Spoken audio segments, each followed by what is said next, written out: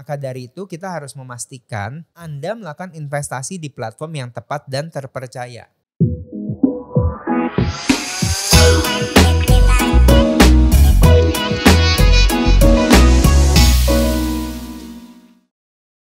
Halo kawan Scale Up, apakah kalian pernah mendengar kata crowdfunding? Maksudnya pengumpulan dana secara berkerumun? Bukan kawan Scale Up.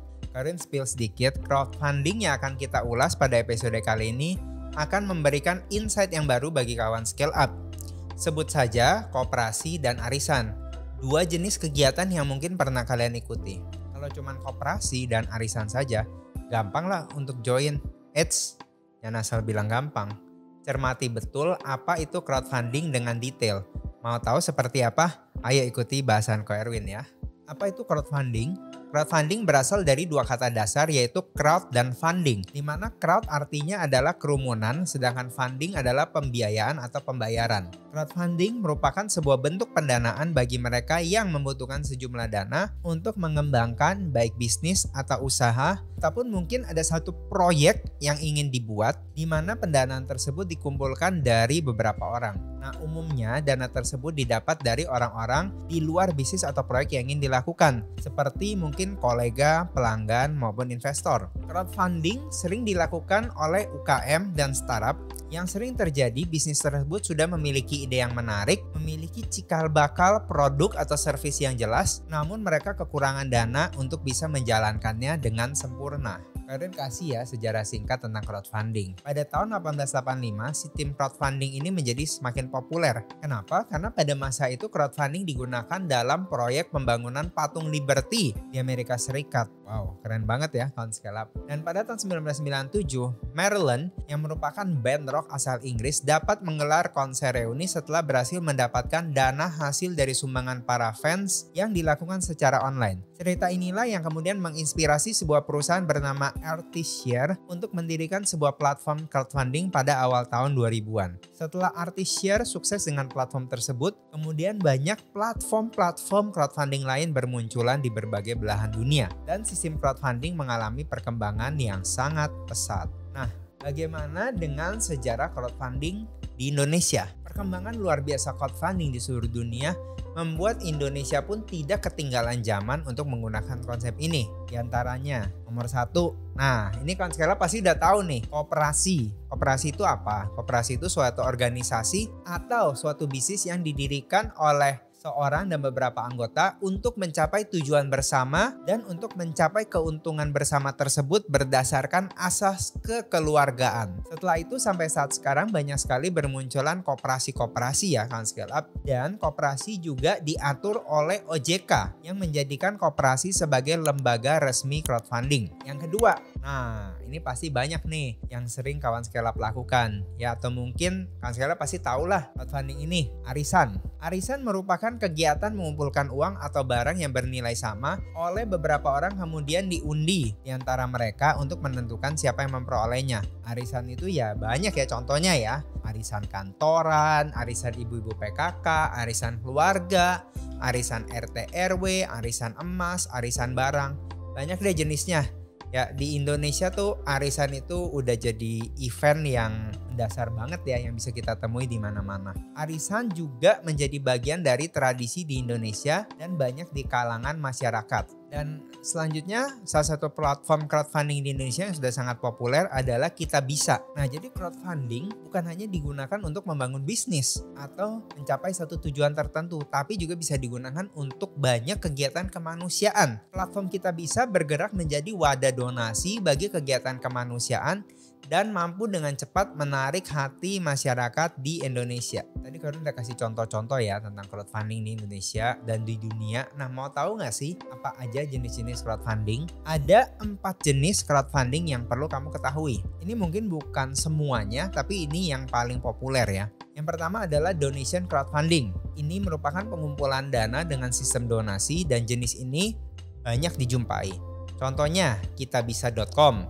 ayopeduli.id, benihbaik.com, wecare.id. Yang kedua, reward crowdfunding.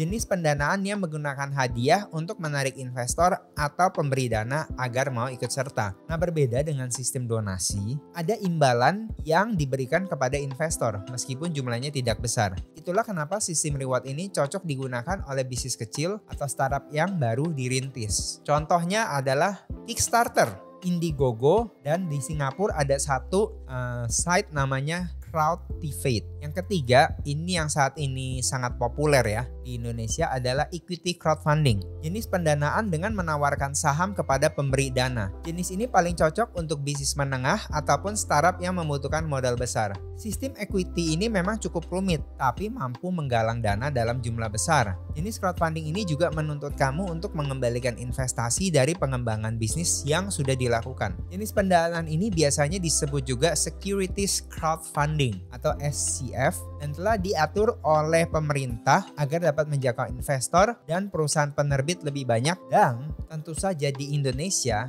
jenis pendanaan ini harus mendapat izin dari OJK. Nah, kawan scale up harus pastikan ya ketika kita mau berinvestasi di equity crowdfunding atau SCF security crowdfunding, pastikan sudah terdaftar resmi di OJK. Ada 7 platform urun dana yang Karin sudah research yang tercatat di OJK hingga Februari 2022.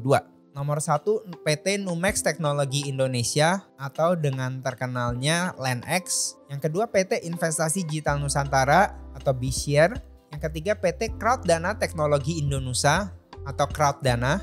Keempat PT Dana Saham Bersama atau Dana Saham. Yang kelima PT Santara Daya Inspiratama atau Santara. Nah, ada juga yang berupa syariah ya, PT Syafiq Digital Indonesia atau Syafiq. Dan yang ketujuh PT Dana Investasi Bersama atau FunX. Nah, yang terakhir adalah debt crowdfunding. Ini juga sangat populer saat ini kawan scale up, yaitu pendanaan dengan sistem hutang atau sering dikenal dengan peer-to-peer lending atau P2P. Nah, katakanlah bisnis kamu perlu untuk mengumpulkan dana dengan target 1 miliar. Ketika dana telah terkumpul, maka kita juga harus mengembalikan dana tersebut sesuai dengan tenor ditambah bunga yang sudah ditentukan. Karena proses P2P lending lebih cepat dibandingkan meminjam dana ke bank, banyak startup dan juga bisnis-bisnis yang menggelar debt crowdfunding untuk mendapatkan dana dengan jumlah besar dalam waktu singkat. Ini juga harus terpercaya dan sudah harus berizin OJK. Seperti misalnya Coinworks, Modalku, Acceleran, Amarta, Investri, Tanifan, dan juga Asetku. Nah, untuk debt crowdfunding ini uniknya yang mengajukan crowdfunding ini nggak selalu untuk usaha ya. Tapi kita juga bisa melakukan debt crowdfunding ini untuk kebutuhan-kebutuhan kita. Nah, tentunya harus ada bunga yang harus dibayar. Ternyata sangat beragam ya kawan scale up perihal jenis crowdfunding ini. Lantas apa saja keuntungan dan kekurangan dalam terlibat dari crowdfunding? Terus ikuti Ko Erwin ya. Nah, sebelum lanjut, Ko Erwin ingin ingetin jika kawan scale up mau nanya tentang investasi, tentang bisnis, tulis pertanyaan di kolom komentar di bawah ini ya. Nah, keuntungan dari crowdfunding ini apa aja nih dari sisi investor? Yang pertama, ini bisa menjadi alternatif selain dari investasi umum, seperti misalnya di pasar modal di saham. Yang kedua, modalnya cenderung lebih kecil. Dengan dana kecil kita bisa investasi ke usaha besar. Yang ketiga, memiliki tingkat kepuasan lebih besar. Kenapa? Karena kita berinvestasi sesuai dengan passion dan kemauan kita. Yang keempat, proses yang mudah dan aman. Sistem crowdfunding ini memungkinkan kita untuk tidak perlu repot karena prosesnya yang sangat mudah. Proses pendaftaran investasi crowdfunding sekarang ini biasanya sangat cepat dan dapat dilakukan secara online. Dan pastikan terdaftar di OJK. Namun, seperti semua investasi, tentu ada juga kekurangan crowdfunding bagi Anda para investor. Yang pertama, bisa memungkinkan terjadinya penipuan. Sebab itu, selalu lakukan DIOR ya kawan scale up. Fitur-fitur yang mudah di media sosial ini juga memudahkan scammers untuk membuat usaha yang meragukan untuk menarik crowdfunding dari investor. Intinya selalu berhati-hati dalam melakukan investasi. Yang kedua, keuntungan yang mungkin relatif lebih lama dibanding investasi lainnya. Investor pasti mengharapkan keuntungan dari setiap investasi. Namun pengembalian atas usaha crowdfunding ini memungkinkan waktu minimal 1 tahun untuk bisa mendapat keuntungan. Yang ketiga, resiko penyalahgunaan dana tinggi. Maka dari itu kita harus memastikan Anda melakukan investasi di platform yang tepat dan terpercaya. Tentunya Karin sekali lagi ingatkan untuk platform tersebut sudah memiliki izin OJK. Yang keempat, tentunya bisa terjadi gagal bayar. Namun hal ini juga bisa dimitigasi dengan memilih bisnis yang memiliki buyback guarantee misalnya, atau pastikan juga Anda mendiversifikasi ya investasi Anda, jangan hanya investasi ke satu jenis investasi. Apa sih tips untuk investasi crowdfunding?